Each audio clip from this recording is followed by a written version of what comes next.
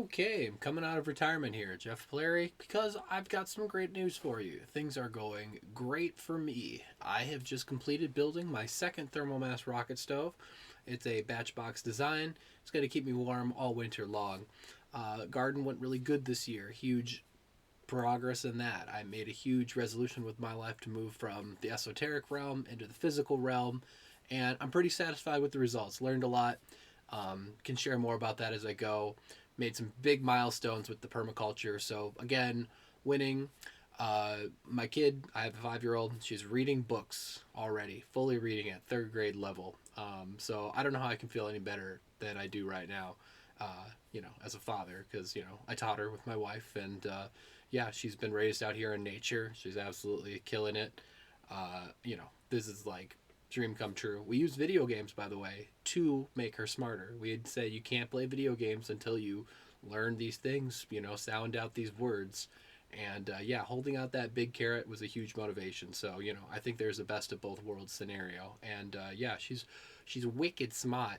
And me, I've been on an amazing kick for the last 2 years. Has been about since I kind of like seriously did a video that was about like philosophy, and not just about my book, which I wrote on the tarot, which is all the philosophy of the tarot, and how you can play the tarot as a game with your hands. Link in the description below if you're interested in that. And yeah, so crazy stuff's been going on, and it's always been going on. This is the Quest On channel. And the Quest On channel, I don't know if you realize this, but it's really the word question with the I removed. And that's really how I see what the big question is, like, who am I?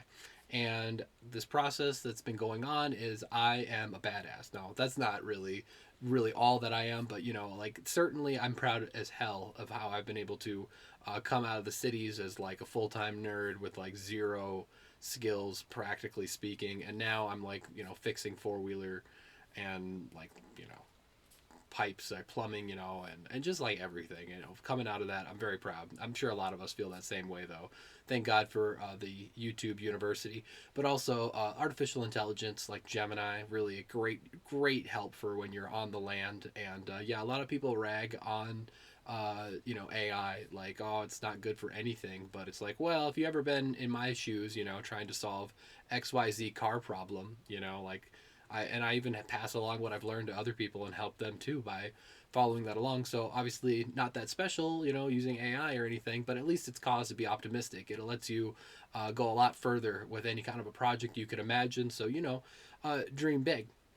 Now tonight I'm producing this podcast because I really just want to catch up with, my fans and people who are bored of hearing the same old stuff all the time. I know that I'm on YouTube, and yeah, I've heard people talk about the same things over and over and over. And, I'm getting a little bored of it. And so I thought, it's time to probably throw my voice in to the fray and talk about the things that I really care about. Because I really do have some pretty big ideas that I think everyone should be paying attention to, that they haven't already figured out themselves. And I'm talking mainly about selfhood.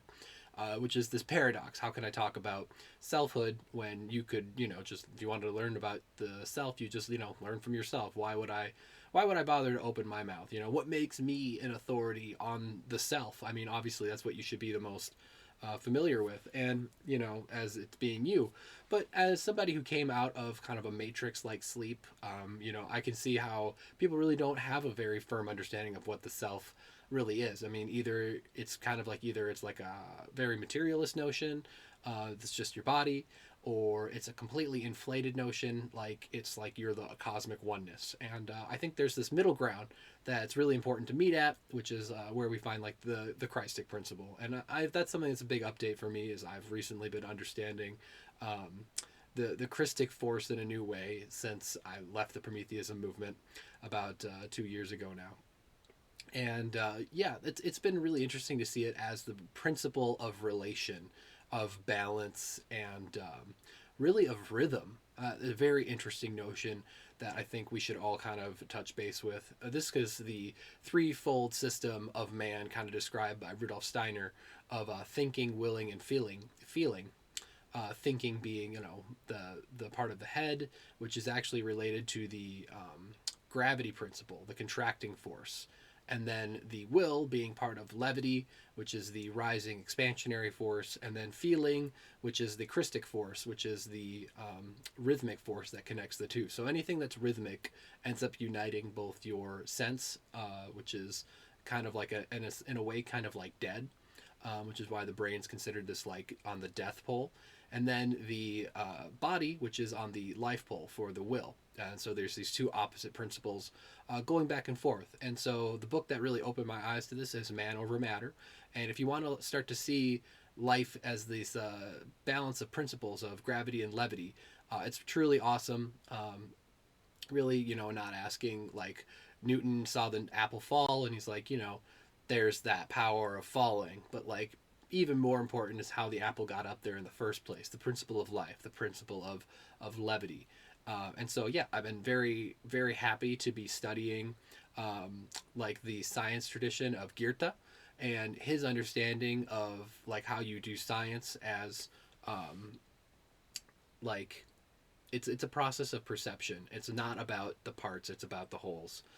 And so, yeah, I think a lot of times I'm just going to try and extract that into really like a meaningful nugget because it can get a little bit dense, like basically he's saying that you want to like look at a plant from seed and watch it grow all the way into its full development, and then you have the whole perspective of that plant. And when you can do it in your mind's eye, you create a new organ of perception, because anytime you observe anything in nature, like it's clouds going by or like a river, that process of observing nature, the seasons, the sunrise, that process, maybe probably the spinning of the stars, that actually creates a new sense organ, because that's when you're actually perceiving it, it's kind of living in you, kind of this like mirror neuron idea.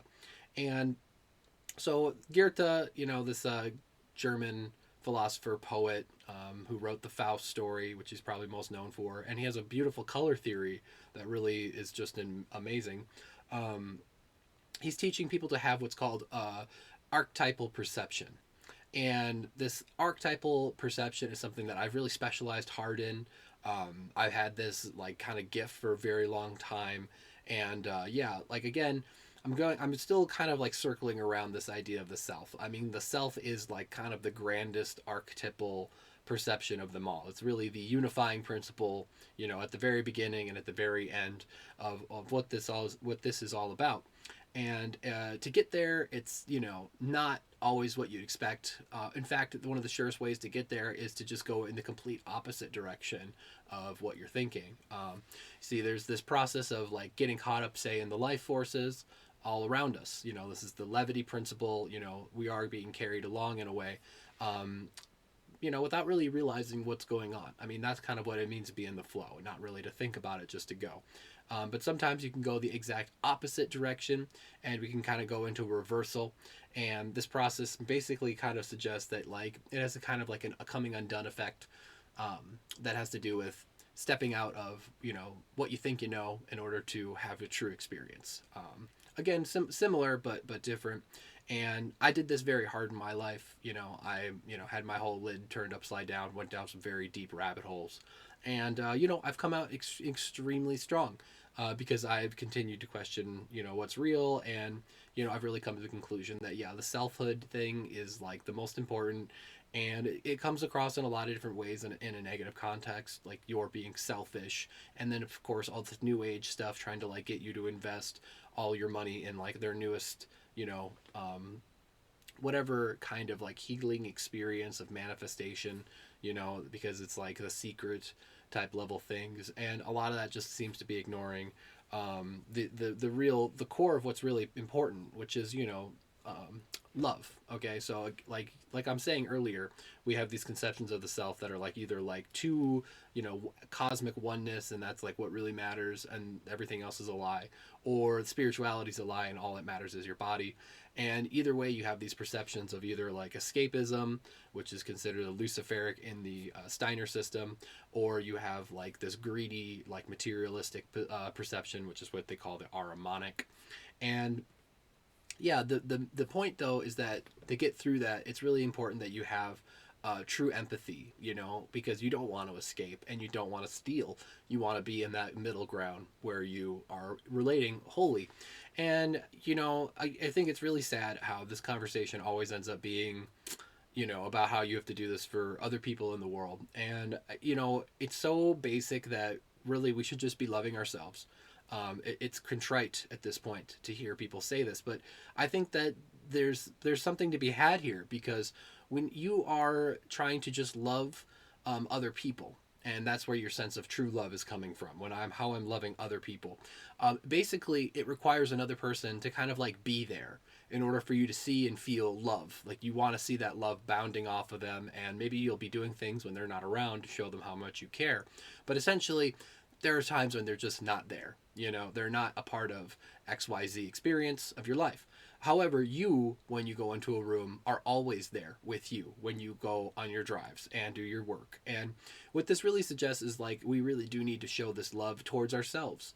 How sad that, many of us go through our whole lives waiting to feel the kind of love we think we deserve from somebody else, when maybe it's possible to give it to ourselves. I'm not saying it's the easiest way to go, but perhaps it's easier than whatever we're putting ourselves up with by waiting so long to have somebody come into our lives, even for just a minute, someone we already know, and then we share that love, and then they go, and then we wait. And it's like, actually, this whole time you should be loving yourself.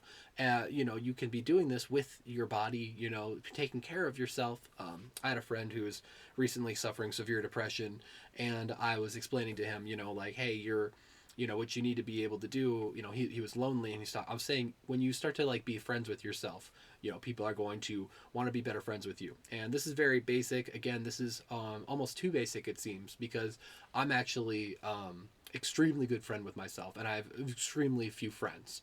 So there's another side of the graph. This is what Ken Wilber calls the pre-trans fallacy. The way that somebody who is a pre-conventional state of mind is actually very similar in outward appearance to somebody who is a post-conventional frame of mind. And that's how it is with like people like me who have like almost no friends. And then I'm also like, but other people who have almost no friends, or people who have no social skills. I don't lack social skills, but I would consider myself probably a little too based for most people that I meet. In fact, just to that notion, I've been getting a lot of compliments lately that I'm like very based, and I love this. I personally, my favorite music ever is like this form of dubstep called filth step, and yeah, I got a playlist on my channel called Dubsteps for Pussies, where I put on a few of those hits, and yeah, that's the music of like my inner soul. So yeah, I feel very based in that regard. But yeah, I was explaining to my friend, like, when you're a friend of yourself, and so what does that mean? It's like, hey, if you were out in the world and you actually ran into yourself, would you want to be yourself? Like, would you want to be your friend? Like, this person has the same taste that I do. They like the same kind of art. They have the same like clothing. It's like, would I want to be that person's friend? And he was like, yeah, I would. And I was like, exactly. So you need to be around yourself and being like doing things that you want to do, because it's like you're hanging out with yourself. And so, yeah, this is like a very interesting kind of development. This kind of like self-internalization of love is kind of like, I can understand why it hasn't come to the forefront of human consciousness sooner. It's a major pullback from a lot of the systems that we presently have today. I mean, if you really did just love yourself this way, you wouldn't be so dependent on other people to come in and agree with you when it comes to these different things. And then your sense of approval, validation, worth wouldn't be so tied up in all of these systems that run off of this notion. I can't believe how many people follow this basic, like groupthink about so many different topics that have zero credibility to them, but because you can't think about them for very long before the conversation has to change. I can barely talk to anybody about anything that's controversial, whereas I like to think in controversial ways. Like, here's a fun controversial thought now. Like, why do the left and right wings of this country feel like they have to tear each other apart? Like, if this is a wing and that's a wing, they should be flying together. Like, what I'm saying is, like, we need both parties maybe to like work to do what they do and respect what they're doing. And maybe if the language around us was more like centered upon respecting the contributions that each side is bringing, we could actually make some headway. But instead, it seems like, it's now like you have to be one side or the other. It's so polarized. And it's such a false dichotomy. I mean, clearly, you want to have, somebody like the coolest analogy I came across recently was that, like, it's like the heart. The red party, the Republicans are like the red blood leaving the heart, and this is where it's like they have the Martian energy, the pushing out, the fighting, the conservative. I'm going to protect this. That's the heart in its raw power pushing out, and then once it's spent, once that energy is spent, it goes blue.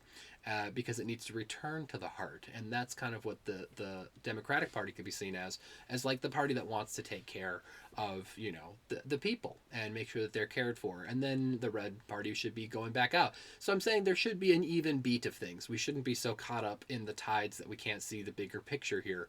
And I really think that personally the bigger picture is that there is not either side definitely in control of what's going to happen next. I mean, you can see rhythms on either side, and things are just getting more complex. So maybe we shouldn't tear each other's heads off just yet. I mean, I'm actually very well versed in politics, I feel like, right now, but I just don't feel like triggering everyone about it, because I really want to stick to like what really matters. And this is this message of love of yourself that I'm trying to bring. Now, politics are literally devouring people right now.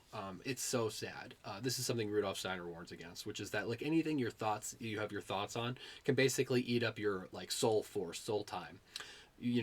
Like for instance, every thought that you have basically goes to, like, say, your guardian angel, and that gets stored up for you like later on. So the idea is that you want to be building up spiritual energy all day long with prayer and with just keeping your thoughts clean, like music, and not getting yourself too pulled down into the bullshit, because it does take work to kind of like stay to keep your mind clear in this world of so much clutter on what really matters.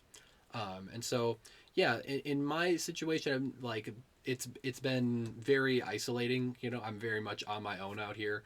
Just my wife and my daughter on the homestead pretty much all the time.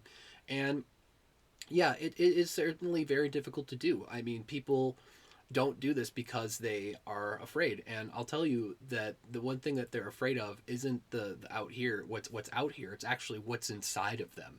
And that's why it's so important for people to do this. Just the way that people will like sign up for doing psychedelics these days and taking a high dose, I'd be like, you'll probably have an equally transformative experience if you move off to the country and try and start like growing your own food and living, in nature, because once you pull away from the hum of the city, you're going to go through a lot of different types of, transformations depending on, how sensitive you are. If you're a very sensitive person, you'll find that once you're out here, you realize how quiet it is, and it really like it's a big opening experience, and you get to have like kind of like psychedelic experiences, if you are a sensitive type, and like I am. And they're really wonderful. For me, that process took place over 10 years ago now, moving off and becoming settled in the country. But I still can think very clearly that why people don't do this more. It's actually mainly because they just they like the security of the group, and the bitter thing about this is that when you're out here, you've no idea how much you can open up once you're fully giving yourself your attention, this love. And that's, I get that I make it sound bad, but like since I've come out here, I have become such like a master at so many different things that I never thought I could do. And I'm so excited by like how my mind works these days and what I'm seeing about how I can make a difference in my daily life. I mean, there's so many different kinds of art that I've been able to do. Like I've built a rocket stove. I mean, and I got to design that to have like undercarriages. I'll throw up a picture of this hopefully. And the the thing that I'm trying to say is that like once you're out here, once you're living like on your own like this, you're gonna have to find ways to fill your time. And when you have that need, it is the mother of invention. And you'll learn that you got to do like good reading. You have to have better habits. You can't slide. And it's the path of the goat. You know, it's really it's out on your own. It's like climbing a mountain. But you know, when you get to the top, it is so cool to be able to look out and say, you know, I'm a master of both worlds. You know, I have mastered what's in my head. I followed the ideas, and then I'm also doing things for Mother Earth, for nature, that are going to make a difference. And you know, I got a lot of flack for leaving, you know, mainstream, you know, city life along when I did this, because I had been kind of like brought up to believe that I should just take care of other people, and that it was like, you know, I should use my incredible, like, you know, insight and kindness to just help people who were, you know, who didn't have that. And I kind of rejected that and just said, you know what, what's more important is for me to walk this path and make my own happiness in the world. You know, I realize I'm probably not going to be very happy hearing other people's problems all day long, you know, and basically I walked away from that for well over a decade. And just recently I got into mental health work, and I'm doing a phenomenal job there. I'm very well appreciated, because when I hang out with the people who need these assistance, um, they can feel that I am a person who has like this kind of like comfortability with things. I have world experience because I have me experience. This idea that like you are the world is really fundamental. It's an idea from like ancient times, you know, as above, so below, as within, as without. And yeah, what I'm trying to say is that when we spend time with ourselves, you know, we get to open up and open up and open up and open up forever when you really are, when you're on this path. You know, there is no end to this journey of self discovery. I am constantly discovering more about what my life is and who I am. And, you know, I definitely come off very strong and confident right now, but there might be something that's even, you know, more serious behind all that, that's maybe not so good, and that has been a major change in my life that I wouldn't have wanted, but it still has happened. And how this new experience has, you know, really rocked me to the core is pretty interesting. But my point is that like it's almost like inevitable that something was going to happen like this, and just something again unexpected. And I'm amazed at how quickly things are moving in our world today. This is a very timely experience that I'm having.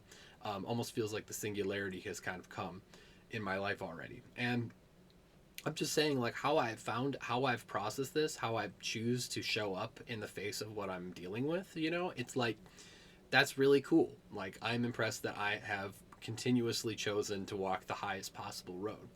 And I'm proud of myself for that. But also, you know, legitimately, when you are at this level, I mean, when you know what I'm talking about, like when you are really on your own, you really don't have a choice in some ways. You have to do what's right. You have to be the Titan, is a nice way to put it, calling on some of that Prometheism language again, which is, you know, that person who is going to, you know, stand on their own. And because if you try and lean on somebody else too much, you know, like for, you know, your emotional validation, it's not gonna, you know, they just, they might not be able to be there for you like you like, and you might just be like kind of pandering to your own weakness at a certain level, which hurts to say. But you know, it also just hurts in general. And a lot of times we don't realize how much of our life is a choice, and how much of our emotional experiences are being kind of pulled either into this sort of escapist, you know, look at me narcissistic fantasy, or into sort of like greedy, also kind of like it's all about me and what I can have kind of experience. And there's just a higher truth than that, which is this beautiful world we live in, where there is just so much that we can, you know, appreciate and celebrate in ourselves and one another. So if you made it to this point in my, you know, diatribe, I really thank you. I wanted to kind of finish this all up with kind of like this nugget that's going to be another video that I'm going to do, which is the strength-based approach. So this is something I've come to the conclusion about. This is my absolute like psychic judo move, which is the strength-based approach. Basically, you just look at anything in your life, and yourself or others, and you just focus, what's that thing's main strength. So you're not going to be criticizing it. You're going to be starting with looking at what makes it strong. because anything that exists right now exists because it was able to survive through eons of whatever, and it was its strength that made it exist for this long, not its weakness. So you start by looking at its strength, and then once you know what its strength is, then you know what its weakness is, because the weakness is always the strength reversed. And once you have this language, you can find that that weakness is now kind of like, is almost like the black dot inside the yang of the yin and the yang. It's not a big deal. It's very small comparison to the strength. And so when you bring it up, you can talk about your own personal strength and then related weakness, and you're like, well, that's just my own strength, in reverse. And when you talk to people about that, they hear what you're saying and they really think that you get them and you want them to succeed. And so if you bring up a negative right away, they're going to be like, yeah, I resonate with that. You know, that's my power. And it's for people. It's for lots of different like scenarios that you can pull up. You know, like a type of operation, like this is really going good this way, but it's not in another. I'm just trying to say, like, this is a great set of like languages we should be using to kind of like conquer these demons of division that are pulling us apart right now, because I can take whatever you're about and I can turn it into a strength, and then I can use that strength to make both of us and our world better. So yeah, I'll explain more about how that works, but that's just the kind of the essence of it for right now. Yeah, and just really do work on loving yourselves, everybody. I'm excited to share more and more as I go on.